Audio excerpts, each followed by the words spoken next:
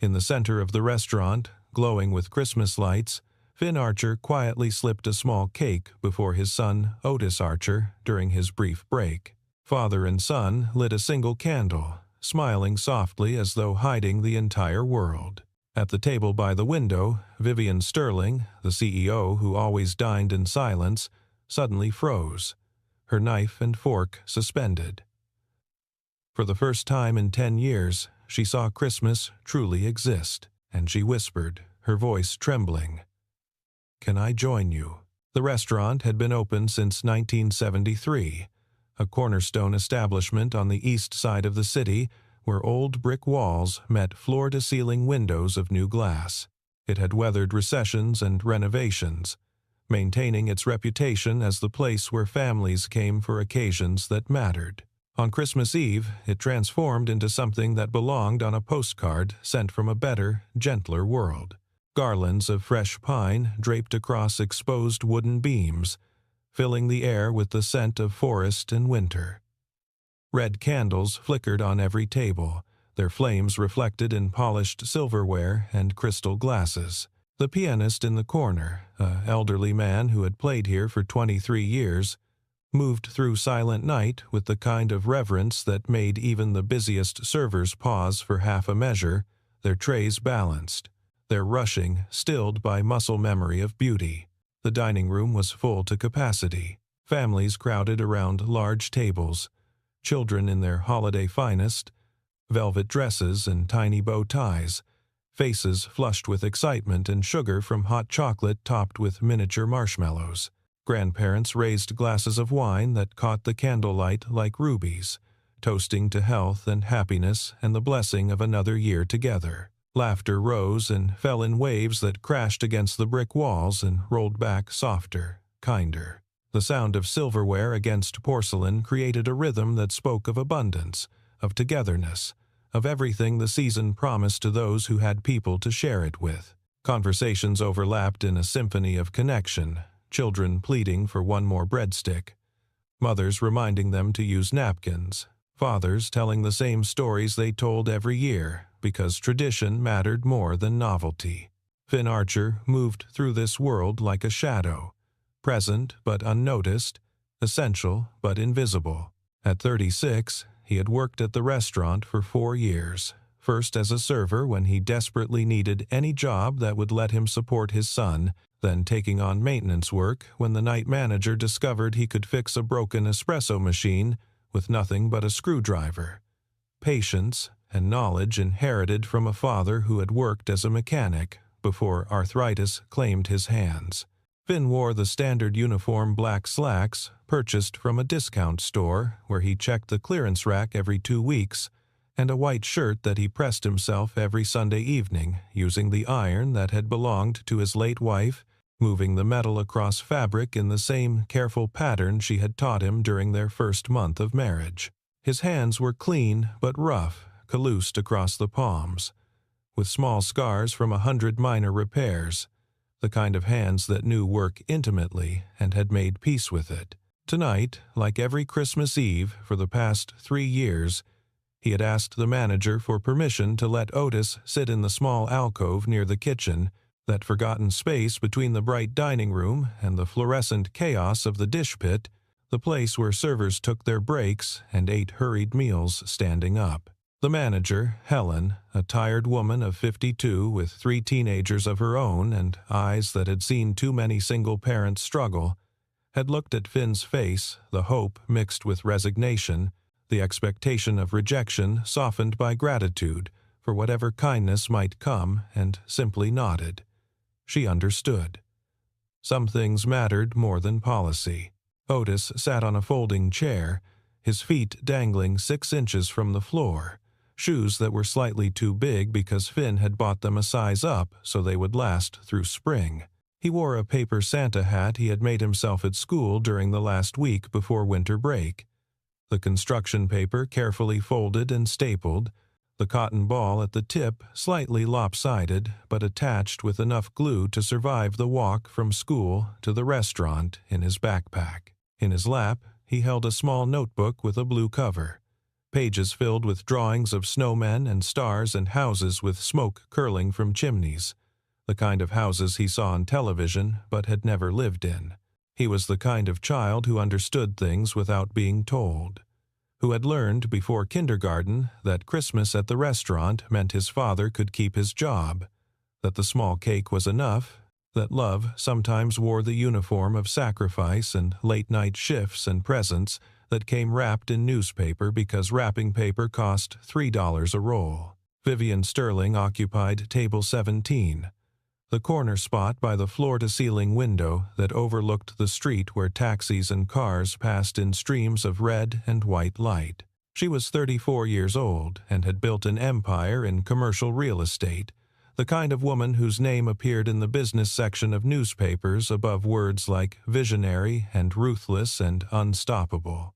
At 28, she had purchased her first building with a loan that would have crushed most people. At 30, she had turned that building into 5. Now she owned properties in 7 states, each one managed with the same cold efficiency that had made her successful and utterly alone. She came to this restaurant 3 times a week, always alone, always ordering the same thing: grilled salmon with no sauce, because she did not trust her body to digest rich food after years of eating meals from her desk, steamed vegetables cut into uniform pieces, a single glass of white wine that she sipped exactly 3 times before abandoning. The servers knew not to make small talk. The manager knew to seat her away from families, away from celebrations, away from anything that might remind her of what she did not have. Tonight, she wore a charcoal cashmere sweater that had cost $800, but felt like any other sweater, and pearl earrings that had belonged to her grandmother, one of the few people who had loved her without conditions, who had died when Vivian was 14 and left behind a silence that still echoed. Her table was set for 1. It was always set for 1, with a single napkin folded into the shape of a swan, a single water glass perspiring gently in the warm room, a single menu that she never opened because she always ordered the same thing, as if variety might introduce chaos into a life built on control and predictability. The restaurant breathed with warmth and noise and the complicated beauty of human connection. At table 4, a family of 8 sang Happy Birthday to a little girl who stood on her chair to blow out 5 pink candles on a chocolate cake.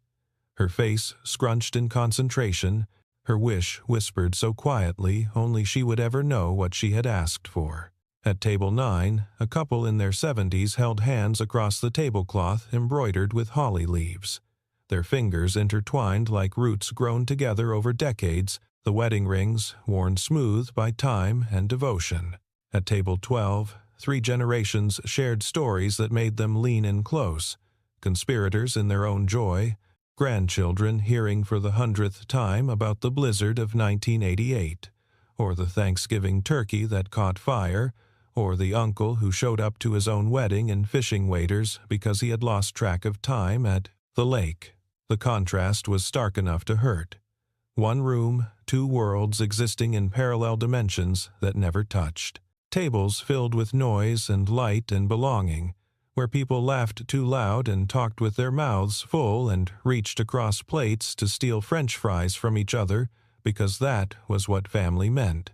And then, table 17, where Vivian Sterling cut her salmon into precise 1-inch squares and chewed each bite exactly 20 times, a habit she had developed at boarding school, when eating was just another task to complete efficiently, when dining halls were places to survive rather than enjoy, when she had learned that if you ate quickly enough, you could leave before anyone noticed you were alone. Finn's break came at 8:30, right between the dinner rush when the kitchen moved like a machine, and the late crowd who would arrive after theater performances and holiday parties ended. He had 45 minutes before he would need to be back on the floor, clearing tables and refilling water glasses, and answering the same questions about tonight's specials that he had answered 200 times already.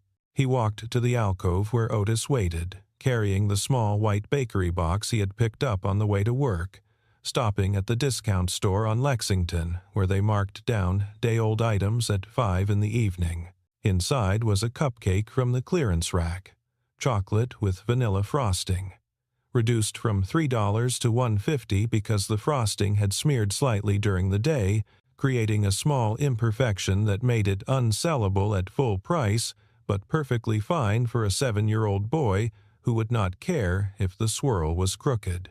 Finn had smoothed it as best he could with the back of a plastic knife from the break room, trying to make it look intentional, like he had chosen this design specifically. Now, he set it in front of his son like it was something precious, like it was a layered cake from the French bakery downtown where a single slice cost more than Finn's hourly wage. From his pocket, he produced a single birthday candle, white and thin, the kind that came in a package of 50 for $2 at the grocery store, the kind he bought once a year and rationed for small celebrations, Otis's actual birthday in March, and Christmas, and sometimes on Fridays when the week had been particularly hard, and they both needed a reminder that small joys still existed in a world that often felt designed to crush them. Otis looked up at his father. His eyes, the same hazel as Finn's, the same eyes that had belonged to Finn's own mother who had died when he was 12, held something ancient and young at the same time, a wisdom that came from watching his father work 3 jobs to keep them fed, mixed with the innocence of a child who still believed that goodness would be rewarded. "Is it okay to do this here?" he whispered, his voice barely audible above the distant clatter of dishes and the muffled sounds of celebration from the dining room. "We'll be quick," Finn said. He struck a match from a book he had taken from the bar, the kind with the restaurant's logo printed on the front. The match hissed to life, sulfur sharp in his nostrils. He cupped his hand around the flame to shield it from the draft that came from the kitchen door, swinging open and closed, as servers rushed between worlds. He touched the match to the wick. The candle caught, burning steady and bright. A single point of light in the dim alcove that smelled of industrial soap and fryer oil, and underneath it all, the faint scent of cinnamon from someone's discarded hot chocolate. They sat together in that small space between the kitchen and the dining room, between the clatter of dishes being washed by men who spoke Spanish and laughed at jokes. Finn did not understand, and the murmur of satisfied customers who would leave generous tips because Christmas made people feel wealthy even when they were not.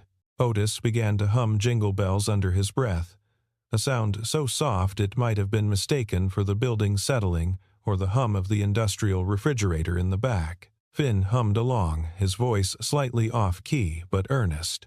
For 3 minutes and 40 seconds, they existed in a bubble of their own making. A private world where poverty did not matter because they had each other, where a $1.50 cupcake tasted like a feast because it was shared with love. "Dad," Otis said, his voice barely audible, fragile as spun glass. "I'm sorry we can't go home and have a big dinner like other families." Finn reached across the small plastic table and took his son's hand. The boy's fingers were cold despite the warmth of the restaurant. Always cold because he was too small to generate enough body heat because the winter coat Finn had bought him from the thrift store was good but not great, serviceable but not perfect. His throat tightened with the familiar ache of wanting to give his son the world and having only a cupcake to offer. "Otis, listen to me. You are my family. Sitting here with you is the best Christmas I could ask for, but I didn't get you anything." Otis's eyes dropped to the table. All the other kids at school were talking about the presents they bought their parents. Timothy got his mom a necklace. Sarah made her dad a picture frame. "I didn't have money for anything. You're here. That's everything." Finn squeezed his son's hand gently. "You know what the best present is? Having someone who wants to spend time with you. Everything else is just stuff. You are the gift, Otis. You always have been."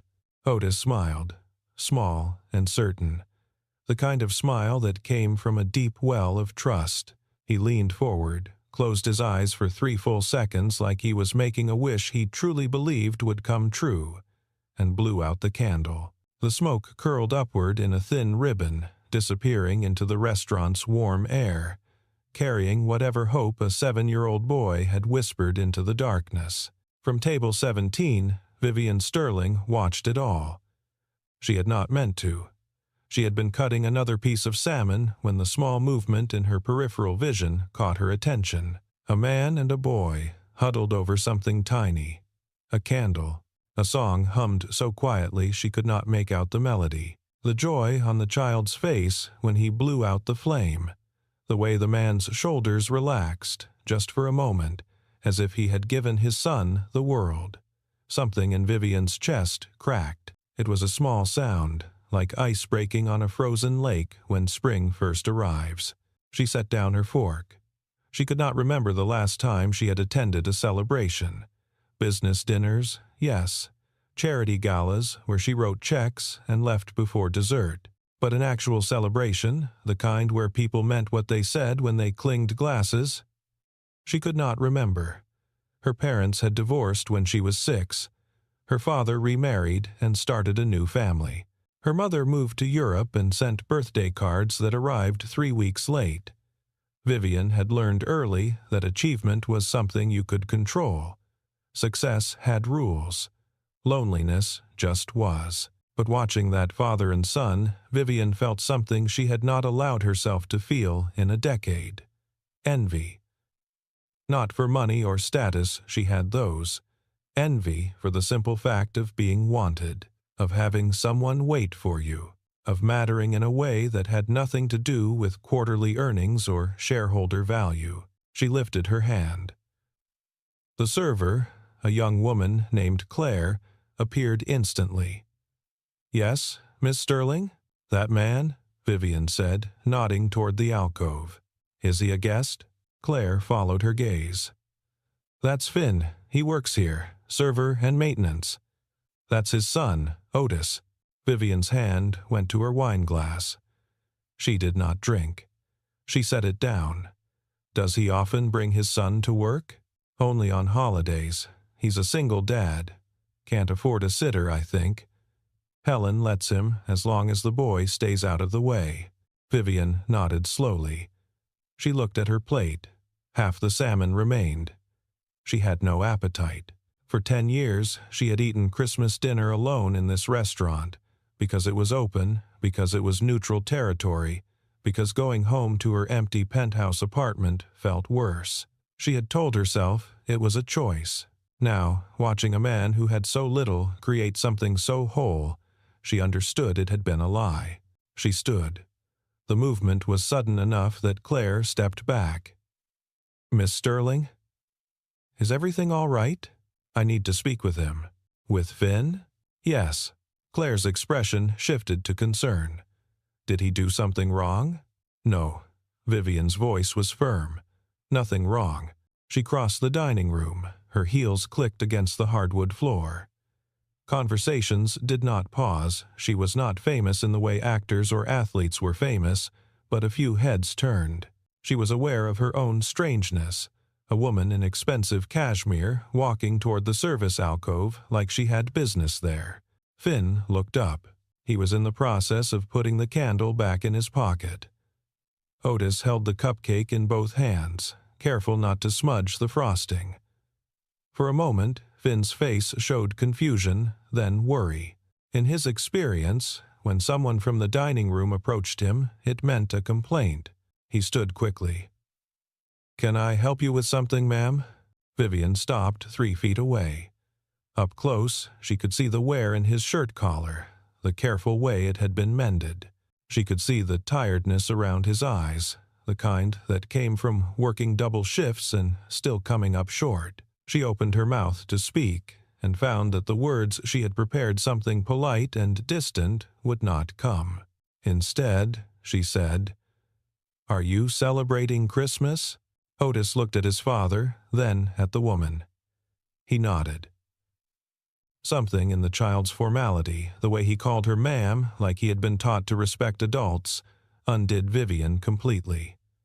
She felt her eyes sting. She blinked rapidly. It looks lovely. Finn's posture relaxed slightly. Thank you. We were just finishing up.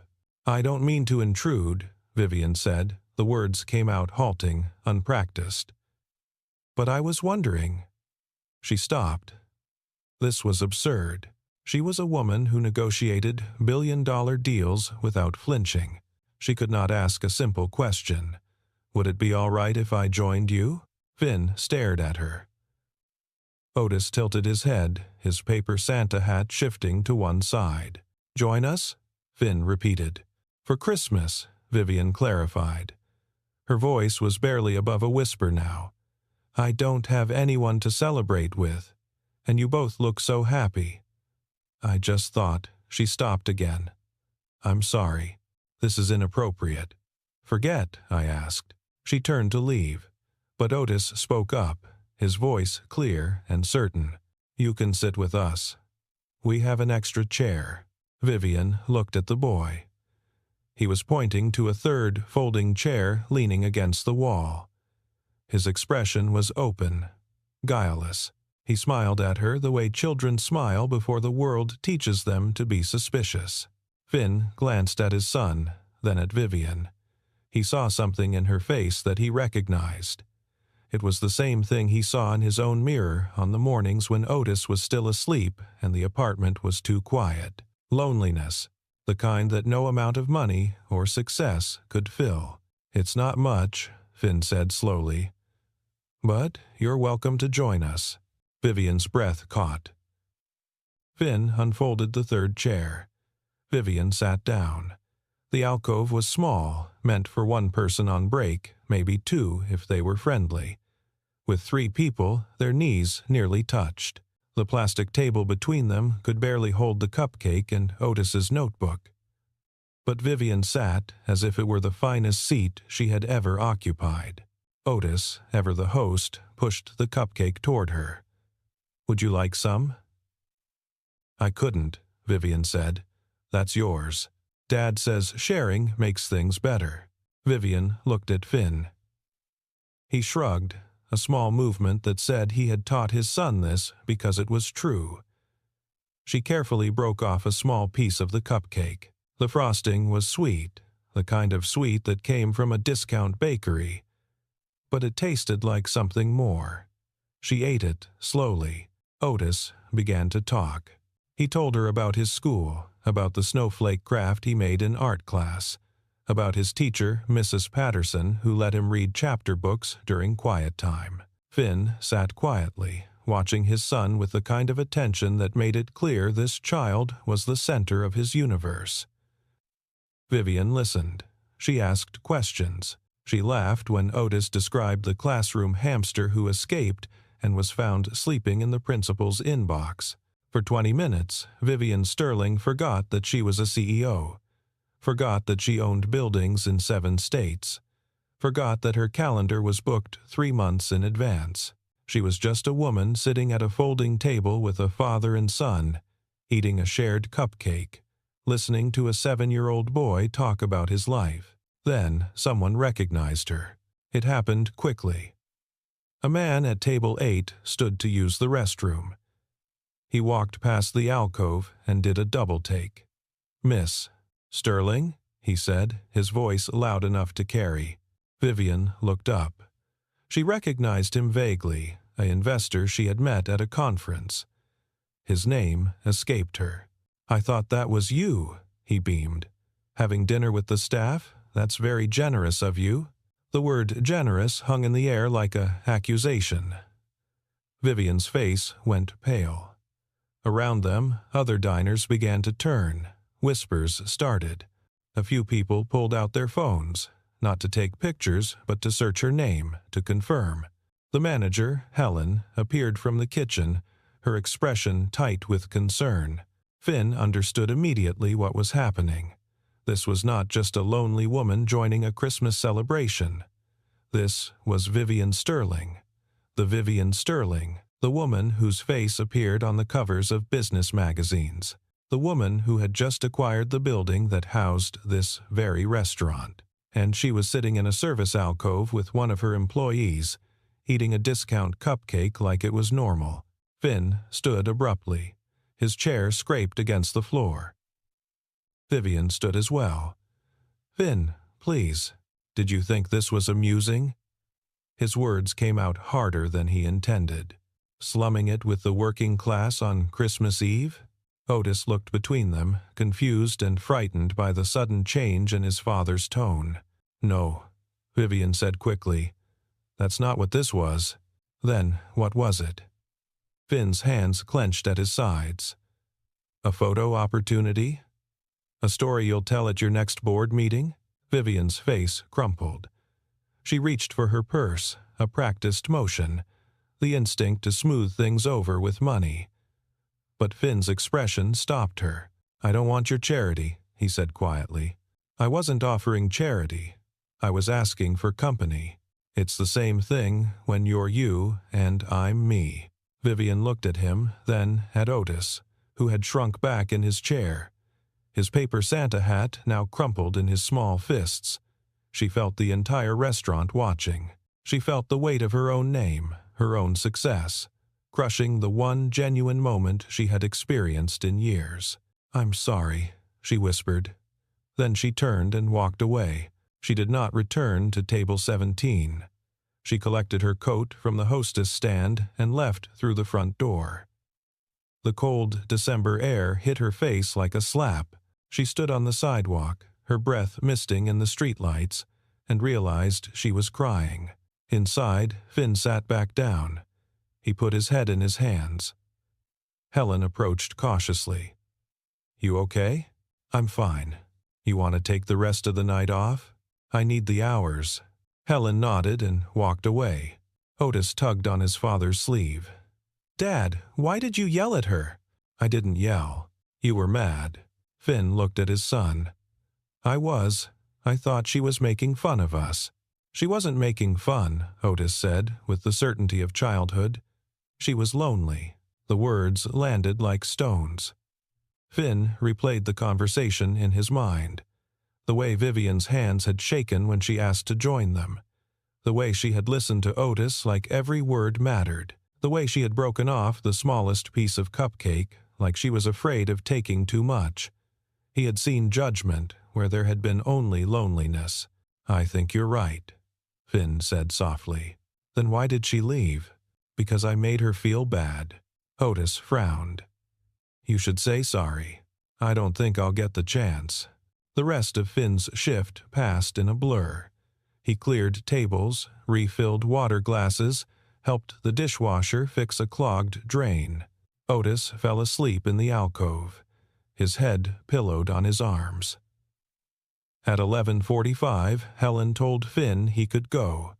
The restaurant would close at midnight. Finn carried Otis to the employee area to get their coats. When he returned to the dining room, he stopped. Vivian Sterling was standing near table 17. She was not sitting. She was just standing there, her coat buttoned, her purse clutched in both hands, like she had been waiting. Finn approached slowly. "Miss Sterling?" She turned. Her eyes were red. "I came back to apologize." "You don't need to." "I do." She took a breath. "I'm sorry for putting you in that position. I wasn't thinking about how it would look. I was just..." Her voice broke. "I saw you with your son, and I wanted to feel that. Just for a minute. I wanted to know what it was like to be part of something." Finn set Otis down gently in a nearby chair. The boy stirred, but did not wake. "I'm the one who should apologize. I accused you of things that weren't true. You were protecting your son. That's not something to apologize for." They stood in silence. The restaurant was nearly empty now. The pianist had left. The last few servers were stacking chairs. Outside, snow had begun to fall, light and delicate, the kind that disappeared the moment it touched the ground. Otis woke up. He rubbed his eyes and saw Vivian. His face lit up. He reached into his coat pocket and pulled out the paper Santa hat. It was wrinkled and slightly torn, but he held it out to her. "You forgot this." Vivian stared at the hat. "I didn't. I made it for you," Otis said. so you could be part of our Christmas party." Vivian took the hat with shaking hands. She put it on her head. The cotton ball hung limply to one side, and then she cried. Not the careful, controlled tears of earlier, but deep, wrenching sobs that came from a place she had locked away for decades. She covered her face with her hands, ashamed of the rawness of it. Otis got up and hugged her waist. Finn stepped forward, awkward but genuine, and put a hand on her shoulder. They stood like that, three people who barely knew each other, connected by the simplest and most profound of human needs, the need not to be alone. When Vivian's crying subsided, she wiped her eyes with the back of her hand. "I don't know how to do this," she said. "I don't know how to let people in." "None of us really do," Finn said. "We just try." Vivian looked at him. "Can I tell you something?" "Of course. I grew up in boarding schools. My parents were always traveling, always busy. I learned early that if I wanted love, I had to earn it with achievements. Straight A's, awards, success. I've been chasing that my whole life. But tonight, sitting with you both, I realized something." She paused. "You can't earn belonging. It's just given, or it's not." Finn thought about his own life. His wife had left when Otis was 2, unable to handle the stress of a special needs child. Otis had asthma that sometimes required hospital stays. Finn had chosen his son over everything else. He had given up a better-paying job that required travel. He had learned to budget in ways that would have seemed impossible before, but he had never once regretted it, because Otis looked at him like he had hung the moon. "You're right," Finn said. "It's not earned. It's just there, if you're lucky enough to find it." Vivian straightened. She was still wearing the paper Santa hat. "I want to do something for you both." "Not charity," she added quickly when Finn opened his mouth. "Something that matters." Over the next few weeks, Vivian kept her word. She did not write Finn a check. She did not offer him a job he had not earned. Instead, she used her position as the building's owner to require the restaurant to improve its employee conditions. Paid sick leave, health insurance, a living wage. Helen, the manager, was promoted to general manager with a salary that let her worry less about her own children. The changes affected everyone, not just Finn. Finn saw Vivian 3 more times over the winter.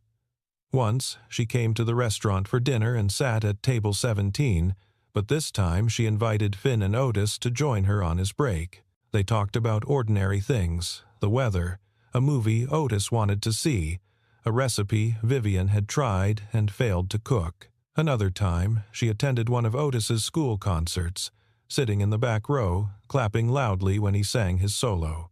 The third time, she helped Finn fix the heat in his apartment building by calling the landlord herself and threatening a lawsuit. She did not tell Finn about the call. He only found out when his landlord mentioned it bitterly. Vivian learned, slowly, how to be present. How to call Finn just to ask how his day went. How to remember Otis's favorite color and bring him a blue baseball cap without making it a production.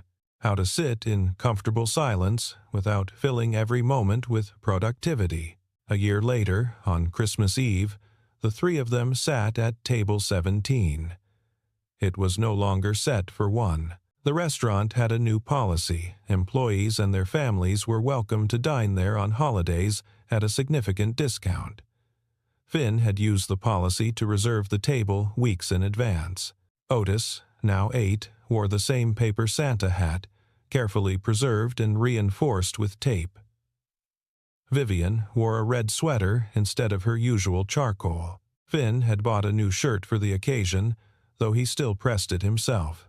They ordered too much food and shared everything. They laughed when Otis knocked over his water glass and Finn caught it mid-fall. They sang Happy Birthday when the servers brought out a cake for a little girl at table 4, joining in like they were part of her family too.